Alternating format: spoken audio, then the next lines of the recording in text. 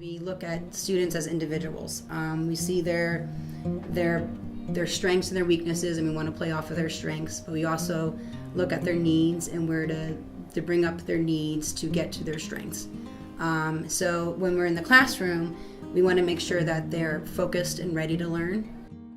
In the classroom, in a typical classroom in a public school, there's going to be a lot of distractions. There's not always fidgets available, but here at Linden Grove, we give them all those opportunities. We give them different fidgets. It could even be Play-Doh or doodling or drawing, coloring, things like that, along with different sensory items that they can use. That's one of the things I love about teaching here, is being able to provide these things for my students that they probably would definitely need in a typical classroom, but they're not going to have a chance to get. We have the wobble stool. For a lot of our kids are kind of on the go. Some of their parents describe them as that, and they're constantly moving. And that wobble chair allows that continuous movement, but helps them focus to pay attention to their lessons so that they're still learning and they're not distracted. Same with the ball chair. We have kids that love to bounce. And we put parameters so they don't bounce too high, but just having that movement for them and working on their stability muscles helps them focus.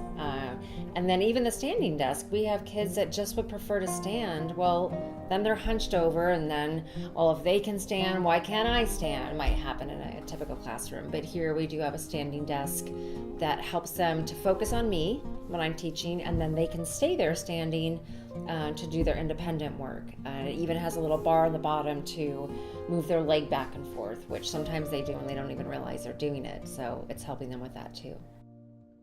So some students will start self-identifying what they need in the classroom. So they will choose their own sensory schedule. So that might look like them in the morning going for a swing first thing in the morning, and then relaxing with the chi machine. And the chi machine, some of the little kids call it the shake machine, but it kind of gets all the wiggles out of you, and it recenters them, it refocuses them so that they can be better focused in the classroom and much calmer in the classroom. To really get their levels up, sometimes we'll have them do the trampoline. So they'll do the trampoline, and they can choose if they want to do 10, 20, or 30 jumps, if they want to be out there for a time limit of 5 minutes or 3 minutes. We also have some desk cycles in the classroom, where the kids will have a desk cycle at their desk, and they can cycle away. Just teaching that they're able to answer questions without being afraid of feeling like they're a failure. If they're not able to focus in a typical classroom, they might not hear a lot of the lesson. They might not even hear the question the teacher's asking.